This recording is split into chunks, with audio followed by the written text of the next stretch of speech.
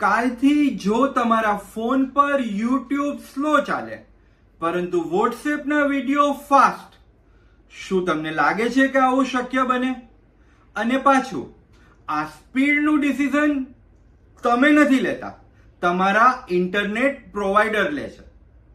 સામાન્ય રીતે આપણે એવું વિચારીએ છીએ કે ઇન્ટરનેટ ઉપર દરેક વેબસાઇટને ઇક્વલ સ્પીડ મળે છે.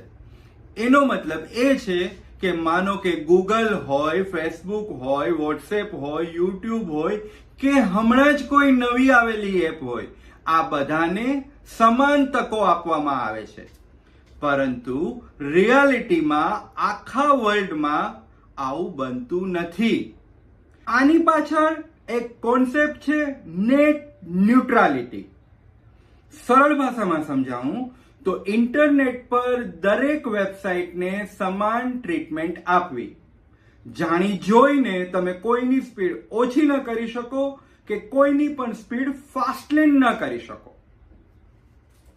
હવે તમે ઇમેજિન કરો કે તમારા ફોન પર તમે નેટફ્લિક્સ જોઈ રહ્યા છો અને એના વિડીયો એકદમ સરસ રીતે ફાસ્ટ ચાલી રહ્યા છે, પણ જ્યારે તમે યુટ્યુબ ખોલો તો એમાં બફરિંગ થઈ રહ્યું છે.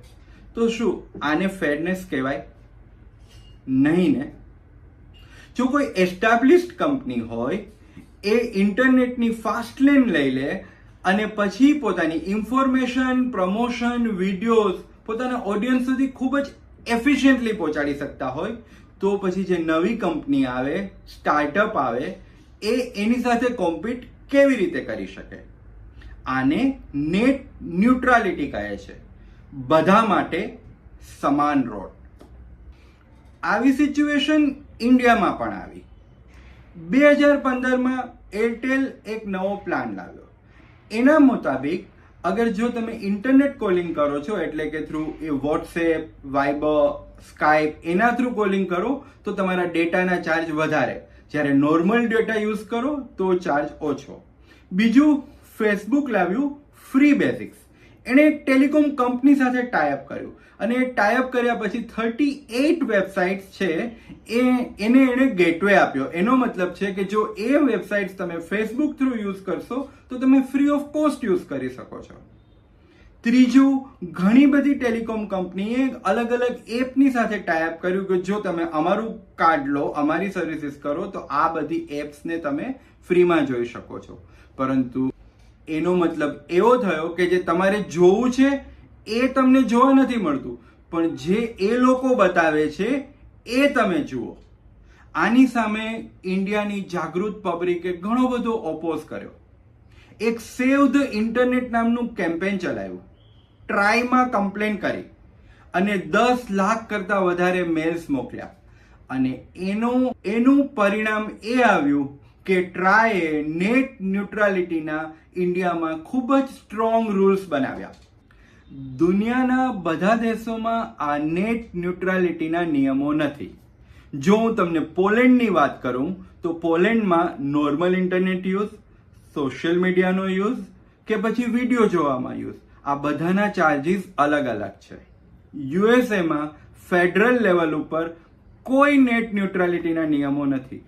સ્ટેટ્સ લેવલ ઉપર કેલિફોર્નિયા છે, વોશિંગ્ટન છે, ઓરેગાનો છે, એ લોકોએ થોડા સ્ટ્રોંગ રૂલ રાખ્યા છે, બાકી મોટા ભાગના સ્ટેટ્સમાં રૂલ્સ નથી.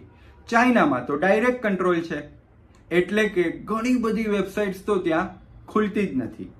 એટલા માટે નેટ ન્યુટ્રાલિટીના નિયમો ન હોવાને કારણે તમે એક દેશમાંથી બીજા દેશમાં જાઓ તો તમારો જે ઇન્ટરનેટનો એક્સપિરિયન્સ છે એ પણ બદલાઈ જાય છે. હવે જો નેટ ન્યુટ્રાલિટી માટે સ્ટ્રોંગ નિયમો રાખવામાં આવે તો એઝ એ કોમન મેન આપણને શું ફરક પડે? ઇન્ટરનેટ મોંઘું થઈ જાય. ટેલિકોમ કંપનીઝનું કહેવું છે કે ઓટીટી માટે એ લોકોને ઘણું બધું ઇન્ફ્રાસ્ટ્રક્ચર ડિપ્લોય કરવું પડે છે, જે ખર્ચાળ હોય છે. બીજું, હવે લોકોએ ઇન્ટરનેટ કોલિંગ વધારી દીધું છે, એટલે તમે પણ તમારા યુએસમાં ફ્રેન્ડને તમે છેલ્લે પેલો લેન્ડલાઇન ફોન કે ડાયલ ફોન ક્યારે કર્યો હતો? નહીં કર્યો હોય, કારણ કે હવે તમે વોટ્સએપ ઉપર કરવા માંડ્યા છો. તો એ તમને સેમ ડેટા ચાર્જમાં મળે છે. તમારી માટે તો સસ્તું છે, પરંતુ ટેલિકોમ કંપનીઝની રેવન્યુ ઓછી થાય છે. એટલે આ જે ટોપિક છે એ આપણે સમજીએ છીએ એટલો સરળ નથી, એ ઘણો બધો જટિલ પ્રશ્ન છે. એઝ એ કોમન યુઝર આપણે સમજવું જ રહ્યું કે ઇન્ટરનેટ ઓપન રહે એટલે કે નેટ ન્યુટ્રાલિટી એ આપણા બધા માટે સારી વાત છે.